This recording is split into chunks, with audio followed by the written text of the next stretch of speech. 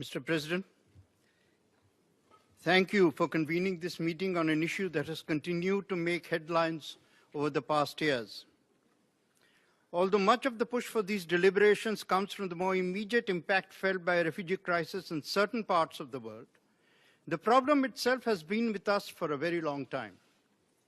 Refugees are as old as war. The first consequence of war is death. The second is refugees.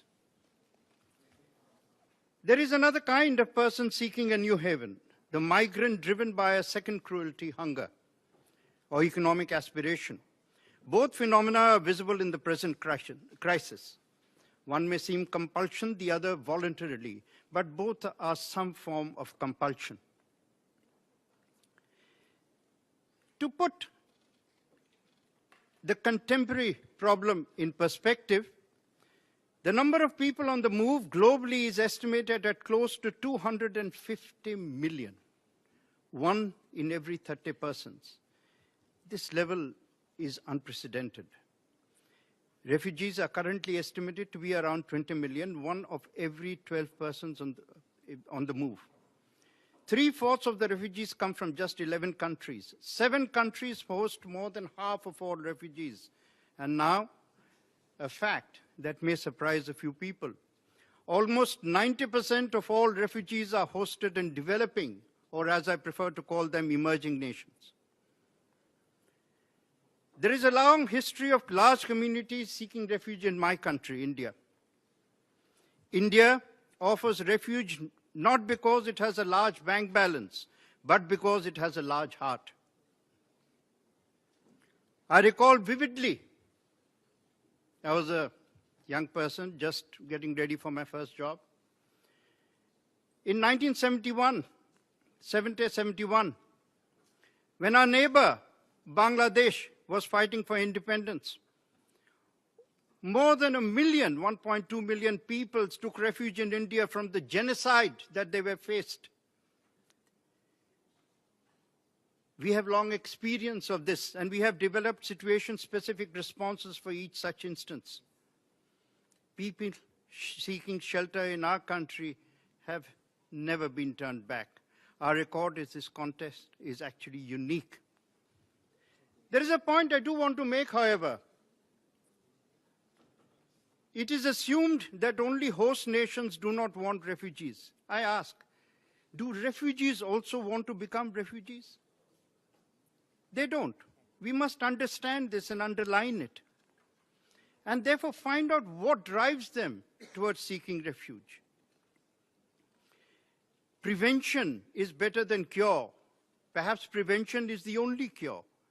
Preventing armed conflict, countering terrorism, building and sustaining peace through facilitating sustainable development and governance will prevent people from being forced to leave their homelands. India engages regularly with the UNHCR. India has also partnered the UN Relief and Works Agency, UNRWA, for the Palestine refugees in the Near East since long, in the significant work being done by them. Mr. President, in a way, all of us are migrants for one reason or the other, but perhaps principally economic, the human race having originated from Africa.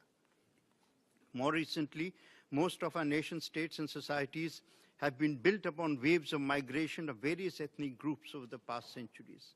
This has been, in many ways, a positive development. Migration has continued to expand, now aided by the integrated economies over the last few decades. Nationalism is the contemporary architecture of stability, and we understand its importance. The intersection of human need in a refugee crisis and national imperatives make this a complex issue. India has been both a destination and a transit country for a large number of migrants. Our own historical memories recall great migrations in the 19th century because of famine and because the colonial powers of the time wanted another form of labor after they abolished slavery. It was called indentured labor.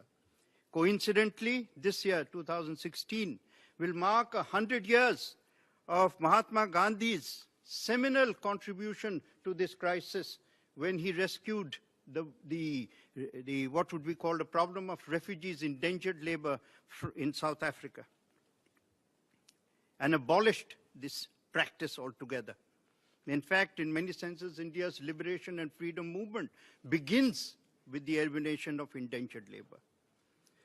Our Indian civilization has witnessed ebb and flow. It has been built on successive waves of migration throughout history, comprising traders, soldiers, missionaries, communities escaping persecution, artists and academics and artisans seeking better opportunities. Indian traders and missionaries have also settled on distant shores and along the spice routes. In more recent times, Indian migrants, including a broad section of professionals, small entrepreneurs, and skilled and less skilled workers, have migrated to various countries around the world and offered a positive contribution to the diaspora. Our government focuses on the entire range of issues relating to Indian migrants, especially immigrants, especially those with lesser skills. India engages actively for the facilitation of the mobility of professionals under WTO's, GATT's Mode 4, and issues relating to equivalence of education and professional qualifications to taxation. We look forward to engaging with all partners, beginning next year, in developing a global compact on ensuring a safe, orderly, and regular migration that is in the interest of all.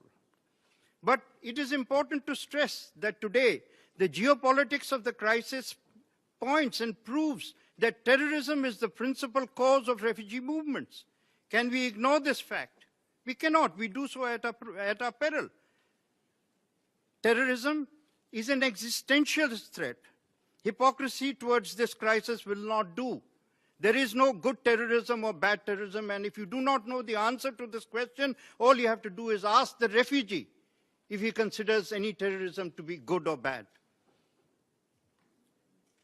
Mr. President, I do want to stress that terrorism is the biggest danger to human rights.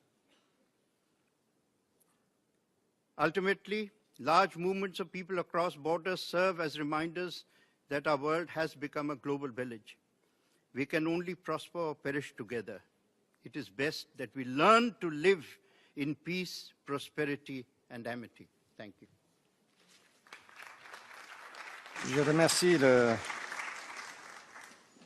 ministre d'État aux Affaires étrangères de